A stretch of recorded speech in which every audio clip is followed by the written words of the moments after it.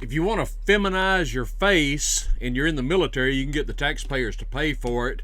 Colorado gets ready to take President Trump off of the ballot, and the First Lady of the United States of America has turned a cat.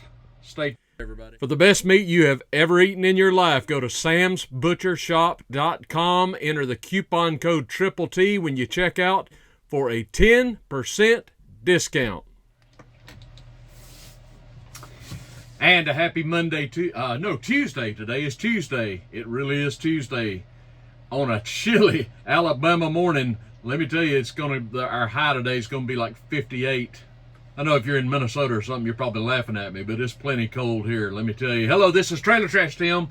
How's your mom and them? Everybody, welcome to the channel. Thank you so much for joining me today. We got a lot going on, so let's get to it. If you are a male, or let me just put it this way, there is a male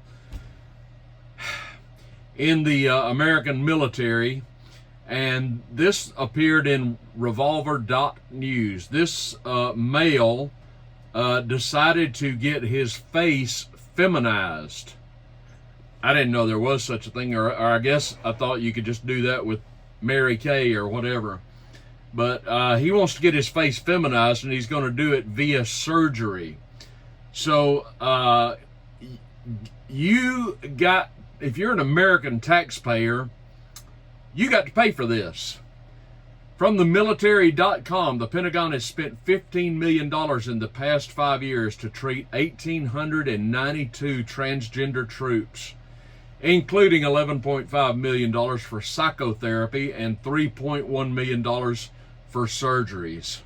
According to the Defense Health Agency, the surgeries were performed in military health facilities and included removal of breasts, testicles, hysterectomies, and more. This is in the military, folks. This isn't in like Beverly Hills. It's in the military.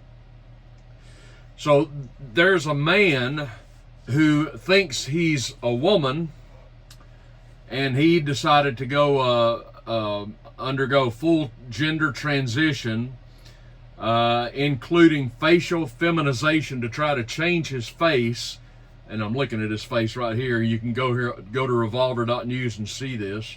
To try to change his face to appear like a female. Didn't cost him anything because he's in the military, which means American taxpayers got to pay for this ludicrous insanity. The military uses our tax dollars to fund all kinds of sex change surgeries for service members who are confused about their identity. Can't they get this figured out before they join the military? Now, there's a TikTok account. I'm not on TikTok, but it's called Libs of TikTok. I don't know who these people are, but they just said this man, they showed a picture of this man who got this facial feminization surgery. This man who thinks he's a woman underwent a full gender transition, including facial feminization, to try to change his face to appear like a female. It didn't cost him because he's in the military, and they paid for it using our tax dollars. And the libs of TikTok think this is just wonderful. Now, folks, this is outrageous. I mean, the military exists, any nation's military exists, not to be a place of social experimentation. That's not what the military is for. And if you're confused about your gender, if you're born Bill, but you think you might actually be Jane, well, you need to get that figured out before you're in the military, or the recruiting officer who's going to sign you up to be in the military needs to make clear, look, buddy, you say you're this, and that's your enlisting is this. The notion that there is gender reassignment surgery or facial feminization surgery in the military is almost beyond belief. I mean, can you imagine what General Patton would have said to somebody who said, "Oh, I need to go have facial feminization surgery"? It's so over the top crazy, it almost boggles the mind. I've struggled to find words about it. This is the military. This is not Beverly Hills. You know, when I was a young man, a very young man, you know what we did with people like this? We used to put them in mental institutions. Now we put them in the military. Oh my goodness, it's just hard to believe. All right, let me move on. I talked about this the other day, but this has happened now. There is now a case in Colorado. This appeared in the newrepublic.com. It says, could Trump be banned from the ballot in one state? We're about to find out. And they're talking about the state of California. There has been a challenge to remove Donald Trump from the 2024 ballot on the grounds of, I can't say the word. It starts with an I and ends with a T-I-O-N. It's what the Democrats call what happened in Washington on January the 6th, which of course is not at all what it is.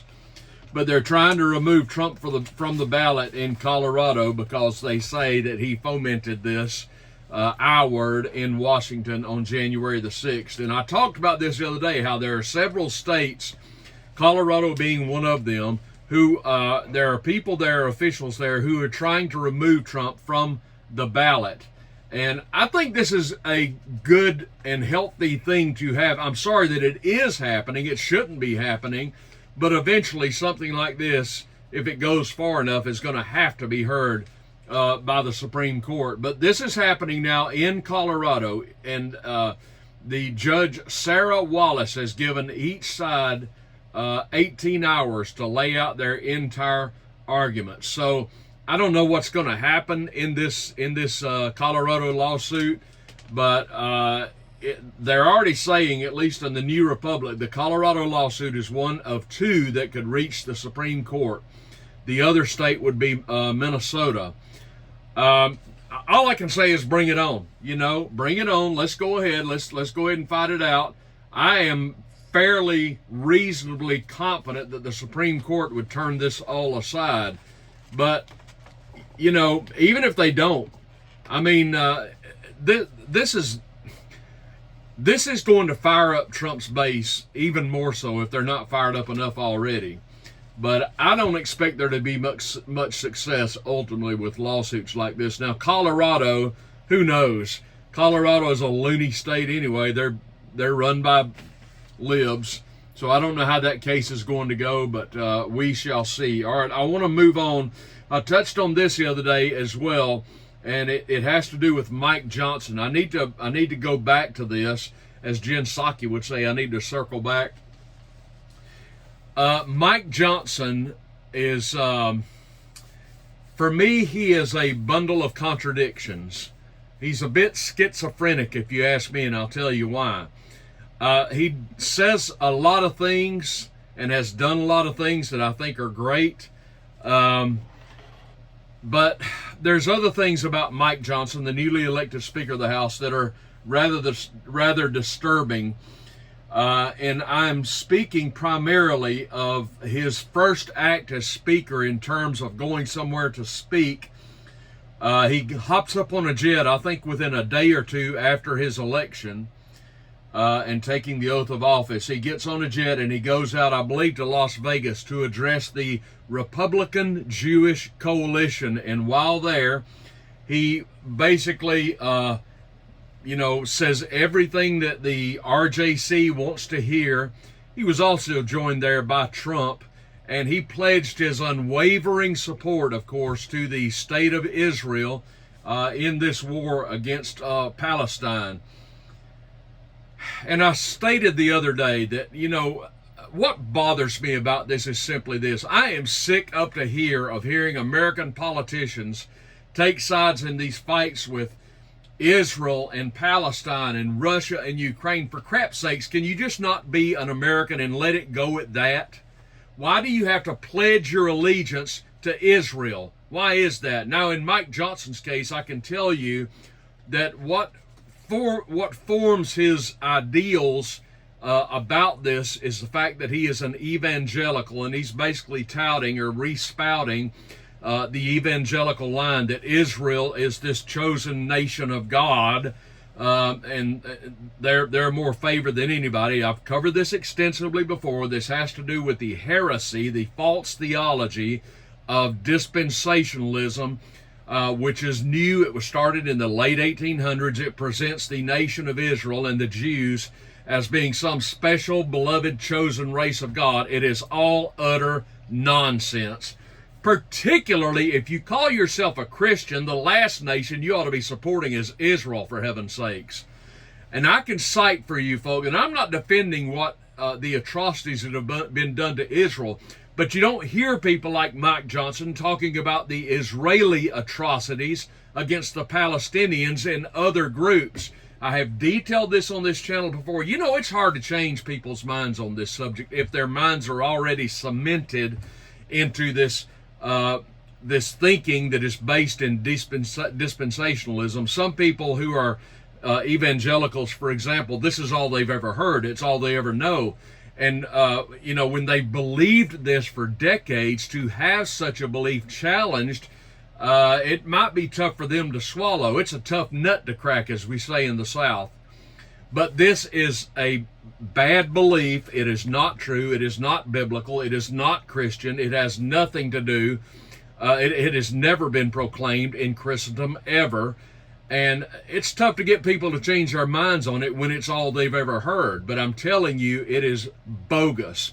I was really disturbed the other day when I was on X/Twitter, whatever, and I looked at the Twitter page of former Congressman Justin Amash. Many of you have heard of Congressman Amash. He's no longer in Congress. He is in Michigan. But former Congressman Amash posted a really disturbing image, which I'm not going to share with you here. You could look it up if you're so interested. But I wish it is an image I could show to every evangelical, just like Mike Johnson, Speaker of the House, or any person who somehow believes that Israel is God's chosen nation, and the Jews are God's chosen race. It is utter nonsense. It is simply a lie, and no person, especially no Christian, has any business believing such gobbledygook. It is utter nonsense. It's never been taught in Christianity. But Congressman Amash showed a picture of the church which I told you the other day that Israel bombed. The Jews in Israel, the Jews who are somehow sacrosanct to evangelical Christians. Go figure that out. I mean, why are you on their team? That's a completely different religion. They do not have the same God as the Christian God. I'm sorry, they do not. Hello. Jews do not worship the Holy Trinity. This is the Christian God. They don't worship the Christian God. I could go into a lot of detail on that, but suffice it to say, Jews are not the same as Christians in terms of their God, little g, and their beliefs. And Christians have no business supporting Jews in terms of their religious beliefs. But Congressman Amash showed a picture from the Church of St. Porphyrios in Gaza, which was destroyed by Israel a couple of weeks ago. What was so moving about this image as Israel bombed this church with worshipers inside, there was a little baby pulled from the rubble of St. Porphyrios Church in Gaza. And this baby, this infant, is the cousin to Congressman Amash. And he showed this little baby being lifted from the rubble. This baby who was killed by the Israelis. You know what's tragic about this, folks? There's a lot of evangelicals like Mike Johnson who ain't got no problem with that. And I'm talking about a baby who was baptized into the Christian faith. And that's just one example. You might say, well, wait a minute, Hamas has done terrible things to Israel. No doubt, I'm not saying otherwise. But, you know, when America starts shooting bombs, generally, at least we're told, we don't hit holy sites, we don't hit residential areas, we don't hit places of historical significance. We just restrict our bombing to certain areas. Not Israel. Not Israel, not God's chosen race of Israel. No, sir. They'll throw missiles down the tubes at a church and kill a baby or babies. And evangelicals in America, a lot of them ain't got no problem with that. How sick is that? Maybe you need to do a recheck on what you actually believe, my friends. That's heavy, and I want to move on to something light, so let's move on. By the way, if there's somebody watching me right now that is an evangelical and you get pissed off about what I say about dispensationalism and Israel, good that you get pissed off.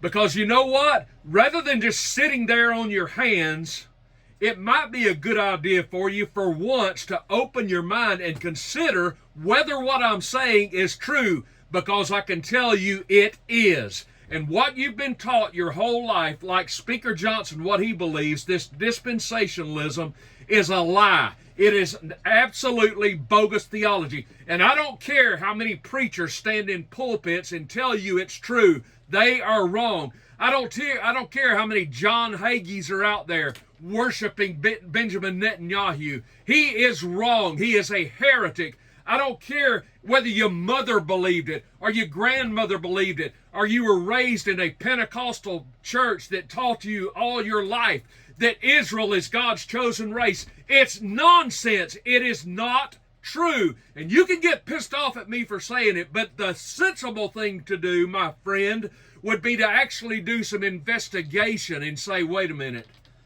rather than get pissed off at this guy for saying what he's saying, maybe it's time I did a checkup from the neck up and actually do some serious investigation to find out if there's anything to what he's saying. That's what you should do. I'm sorry, folks, I got a little heated there, but the fact of the matter is there are a lot of people out there, I know some personally, who absolutely reject what I'm saying, and they're not willing to do a little digging. They're too lazy to do a little digging to find out whether or not what I'm saying is true. It is true, but we'd rather get pissed off about it than actually do something about it to find out, wait a minute, maybe I need to look into this. Maybe he's right. Maybe Christianity never has taught this dispensationalism stuff that I have believed all my life. I didn't intend to go that route, but by George, it's about time. If you are a Christian, if you call yourself a Christian and you support the godless state of Israel, it's time for you to rethink some things. As I have detailed on this channel before, Israel is not God's chosen state. The church has always taught the Israel of God are Christians, not this plot of dirt in the Middle East. That's the truth. Maybe you've never heard that before. Maybe you're 50, 60, 70, 80 years old before and you were raised as an evangelical and you've heard that Israel was God's chosen people your whole life. Guess what? You were told a lie. It's not true.